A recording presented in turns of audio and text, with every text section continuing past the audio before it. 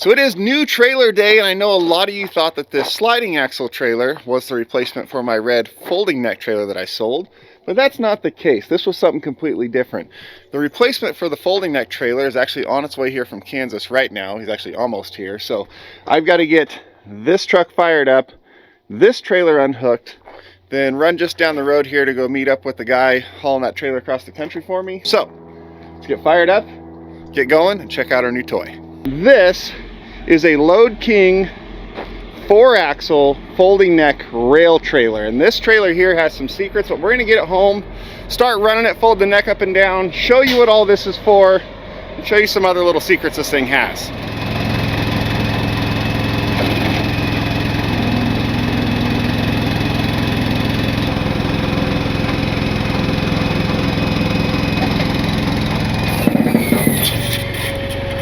Check that out.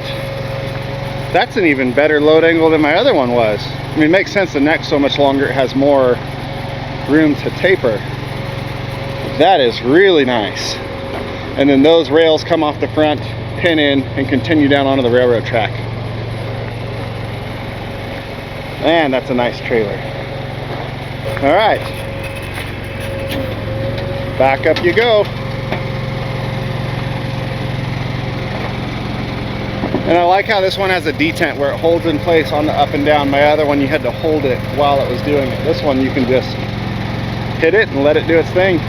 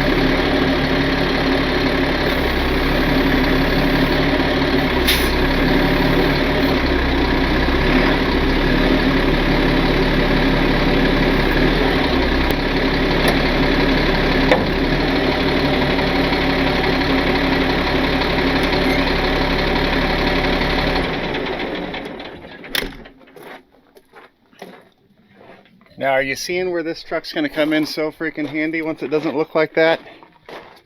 So like I probably already said, this is a Load King folding neck 4-axle railroad low bed trailer, and this is the spec of trailer I have been wanting ever since I got that big heavy haul truck for moving equipment, vehicles, stuff like that. Yes, I know I had the 2 big 9-axles. Those were for a whole separate project that stayed off of YouTube. They served their purpose. I'm happy with what they did. I'm happy with what I got out of them.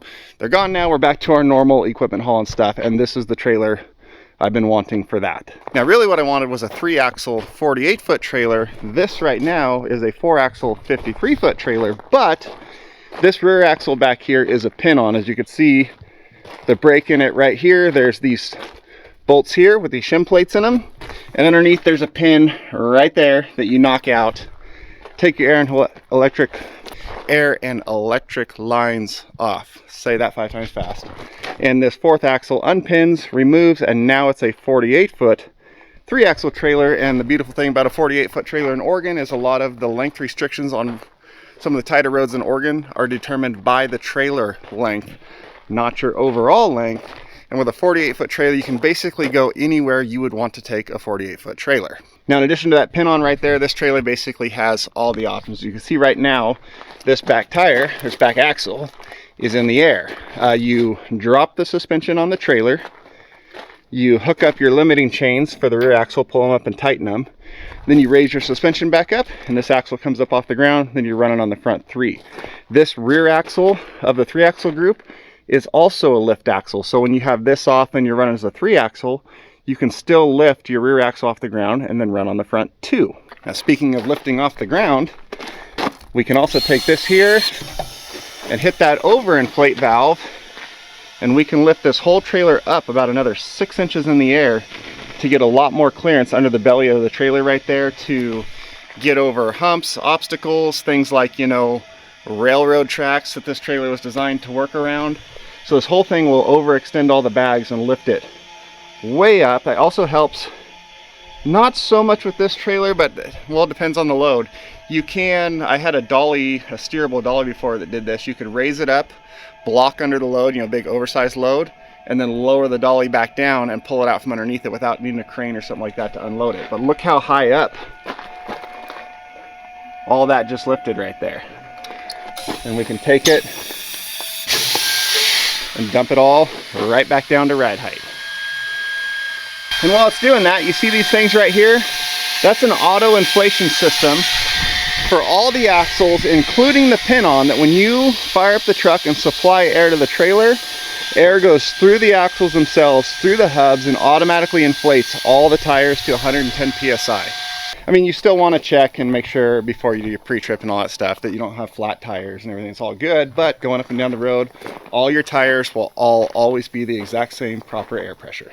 Now, in addition to be able to run as a 3-axle or a 4-axle, this trailer also has the ability to run as a 3+1, where you take that axle and move it way back here and put it on a steerable booster. And that's what this right here is for. Technically on this trailer, it's called a spreader bar. You can see right here, it's facing the other way around right now. So this would go towards the front of the trailer. It pins in right where that axle does. It clamps on, bolts on top, right where that axle does. And then it has the rails that go all the way across it so that you're not losing any deck length when you run it. And then back here, it's got its pivot, just like the booster on my Aspen trailer did. And then it's got the same pins and bolt plates here to pin the axle onto the back of it. So what that does is takes this axle out of this group and makes it its own individual axle, because as a group, they don't all get their 20,000 pound rating like a single axle does. They each get a reduced rating for the entire group. So by taking that one, putting it back here, making it no longer part of this group, these get the triaxle group rating, and this one gets its full 20,000 pound rating way back here. And it also then pivots and steers to follow along behind. So that means this trailer can be run in 3 different weight classes depending on what you need to do: a triaxle, a 4-axle, or a 3+1. Now for me, I will probably very rarely, if ever, use that spreader bar in there, because as you can imagine, if you take that axle and push it back here and then have it pressing up on that bar on the back of the trailer, it throws a lot more weight down on the front of the trailer. And with this only being a tandem axle truck, you would have to load the load very far back here to get these axles all up to weight without overloading these axles. Really, that spreader bar setup works best with a 4-axle truck. I don't have that, but one thing that I do have with this trailer is a far longer neck than my other one with a kingpin way up here at the front. As you could see, I've got my fifth wheel slid way up, probably, where are we at there? That light is the pin. So I'm at least 6+ inches, actually way more than that, probably closer to 8 or 10 inches ahead of the center line of the axle with my kingpin. And these are a spread drive. It's 5 foot 1 inch or 5 foot 2 inch, 5 foot 1 inch, something like that. Whatever, a much bigger spread than a normal truck. So having that way up there is going to really help load up the front axle on this truck so that I actually can make use of all that capacity I have up there. So this trailer is not really just gaining me an extra axle at the back, it's also gaining me the use of my heavy front axle at the front, which all combined together greatly increases the amount of weight I can haul over my tandem axle trailer with the shorter neck on it. Which brings us right back over here to the single axle Aspen Jeep that I have sitting here, which is designed to make a tandem axle truck basically a 4-axle truck, like I said in the whole video where I got that thing. But the problem with this specific one, number one, it's sold, paid for, done deal, just waiting for the buyer to come and pick it up at some point. But two, this one is made for like the big 9-axle trailers with the super long neck. Instead of using the tandem axle Jeep, you just use this one. So the neck on the front of that trailer will not reach the fifth wheel in the front of this single axle Jeep. Now they do make shorter jump Jeeps like this that are made for that length of neck on that type of truck. And I would really like to get one of those, because then I could use this spreader bar, and with that there making my truck a 4-axle, our weight capacity we could haul at that trailer just go up a whole nother level from there. So that I am kind of on the hunt for a smaller single axle Jeep. But like I said, for now, very unlikely that I'll ever use this, but that's a very expensive part, so the fact that it has it, huge bonus. Oh, and it also came with a full set of outriggers here, but like me, the previous owners believe that outriggers are very rarely, if ever, needed, so they just put them on a pallet in the back of the yard.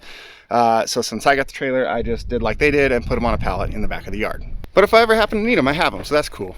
Oh, and like that spreader bar, you can see the rails go all the way to the back of the pin-on axle, as well as it also has load-bearing weight deck all the way back here. So a vehicle, you can put the tires, whatever, all the way back here on the very back. So for me, most likely, I'm not going to be using the 4th axle for its extra weight capacity. This for me is going to be more of a deck extension when I need to fit a longer vehicle or whatever on this setup. It gives me an extra 5 feet of deck space right there. And yes, I know you're super curious about the rails, and we're going to get to that point of why I wanted a railroad trailer but not for the rails so bad in just a minute.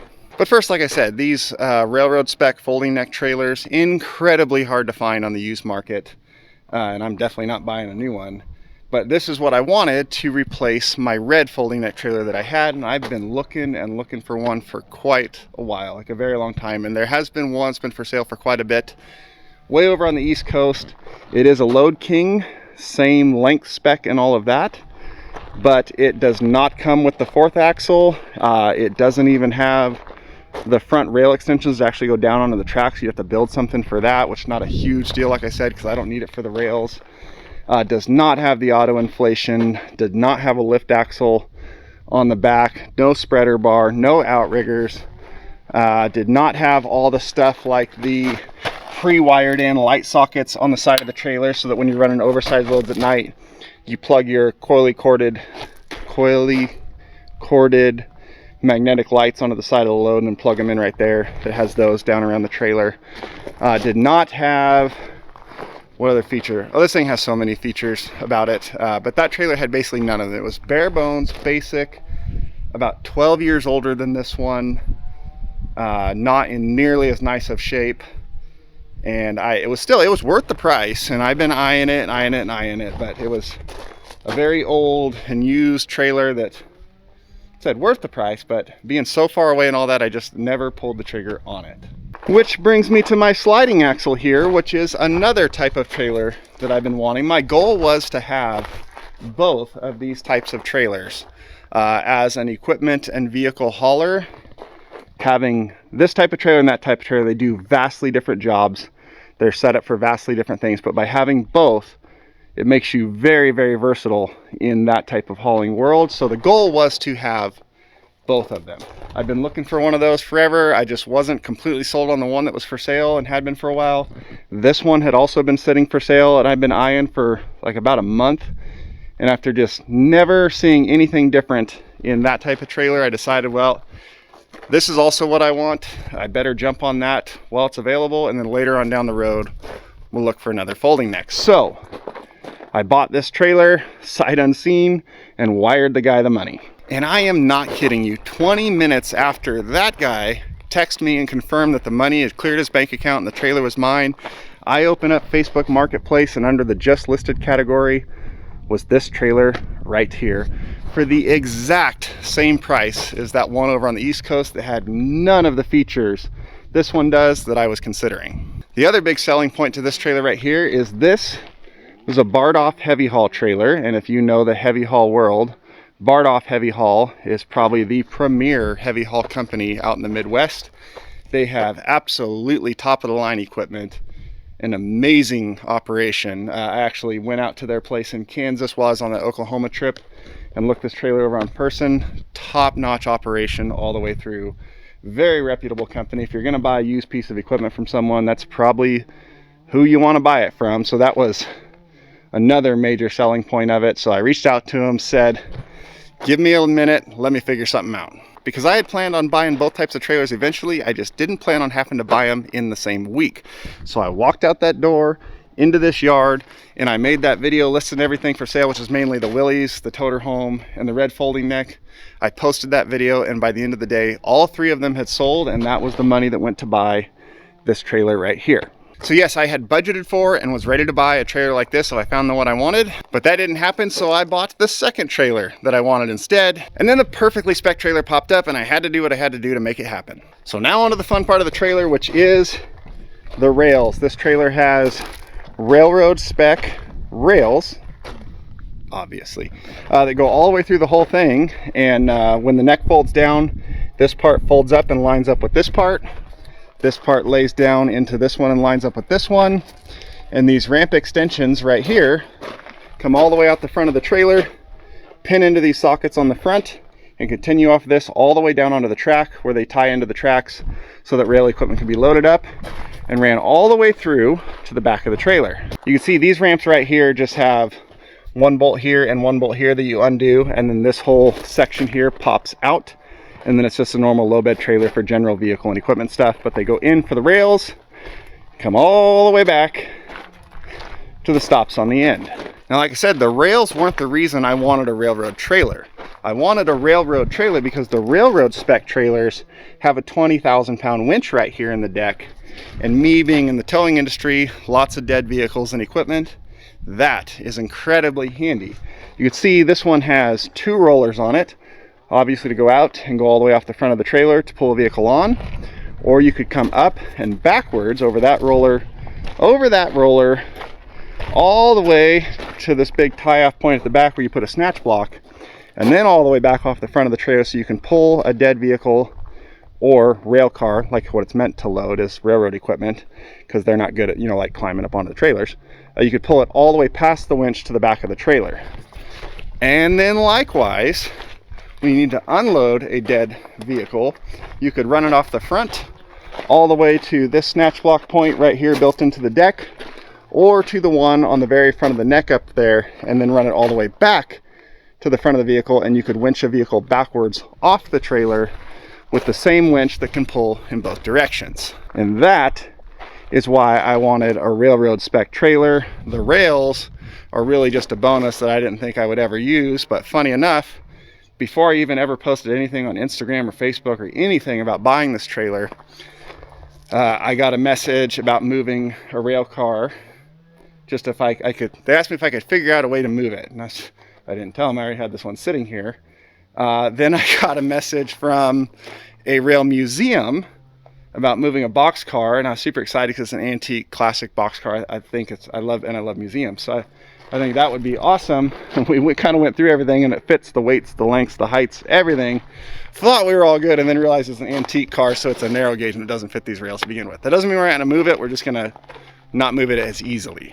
And then I also happen to know someone in the railroad industry who needs a piece of rail maintenance equipment moved, and this trailer would work perfectly for that. So I sent him a text message, and we're going to see if that'll work out as something I can do. And if so, we actually will get to use the rail gear. And that'd be really cool because 1, I like trains and all things related to trains, and 2, it wasn't something I was really expecting with this trailer, but if that's something we can kind of sprinkle in a little bit along the way and get to do some of, that'd be really fun. So this trailer, like the other one, has a self-contained engine and hydraulics to run its whole system. You start it up right here.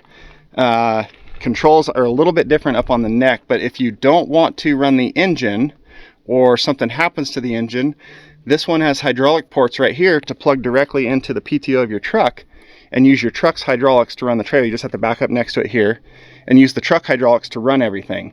You got your throttle, your choke, your winch in and out valve right here, and this is an air free spool, so you can free spool the winch and pull your cable out. But once you got that going, oh, right here, this is also a jump starter port because the engine is down inside of there. Those are all hatches to get to the suspension and air systems and axles of the trailer for access. Hydraulic tank in there, motor, chain storage. You see I already loaded up with chains and binders. More chain storage in the neck.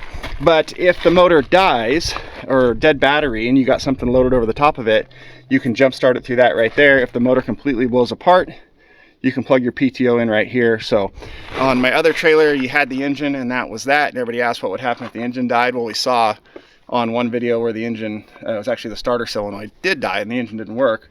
This one has options here and more options up here. So here in the ramp extensions, you can see there's these holes they put through the rails right here.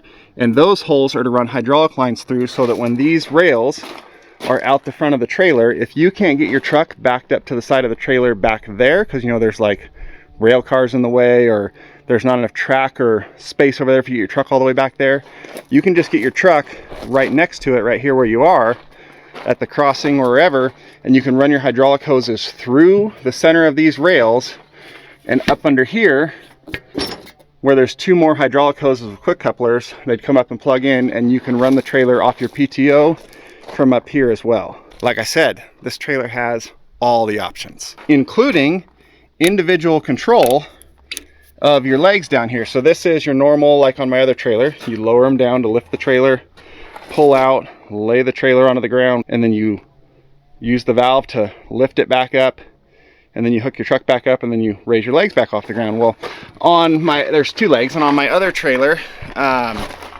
if you're on like the side hill, the shoulder of a road, like, you know, picking up a dead vehicle, those 2 hydraulic cylinders for those 2 legs were tied together with just a crossover line. So if more pressure is put on one side, the trailer would lean to the side as it lifted. It never was to the point where it was going to like roll over, but it's definitely sometimes it started to make you a little nervous. On this one, if you're on uneven ground or on a side hill or whatever, you can control the bias pressure from side to side, or stop one completely and run only one, make this one go faster, slower. You have a bunch of options in controlling the 2 individually, and this also just locks in place so I can hit that and walk away and let the trailer legs come down and do their thing. Stop it when I want. When I want to lower it down, I just hit it. When I'm ready to raise it back up and it's laying on the ground, just take your foot and kick it up, and then just stand back and it folds itself back up. Very convenient. So there you have it. That is the new trailer. It is kind of the Swiss Army knife of trailers, especially for kind of the oddball more side of the hauling industry that I'm in. Another thing about this one, it does have a bigger step up over the axles in the back. 1, because it's got the full platform on the back instead of having open tires, and 2, because this deck is actually a little lower than my other one was. So that's a bonus on the lower deck height. You do have a bit more of an obstacle at the back, but I'd rather deal with that. That's still not bad at all, but I'd rather deal with that than being over height with so many things. So very happy to get this trailer. The timing, not the most ideal. It was a sad day when that toter home left. That was just a couple days ago. And I told that guy, if you ever decide to sell it, please give me first right of refusal. I'm buying it back. And if I'm in the position where I can, I will. So that kind of sucked to see that go, but very happy to see this one show up. I hired another trucking company to haul it out here from Kansas because I just got back from the Oklahoma trip. I didn't feel like turning around and going right back to Kansas. So I hired a company to haul it out. Met him just down the road where we swapped, and I brought it back in here so that he didn't have to take his big sleeper truck through all the trees down here. But either way, that's the new trailer. Hopefully get to do some cool stuff with it, have some fun. Maybe even it sounds like we might actually get to haul some railroad stuff. Like I said, was not the plan or the reason for this trailer, but would be super cool if we do. So thank you guys for watching. Hopefully you like it as much as I do, and we'll see you next time.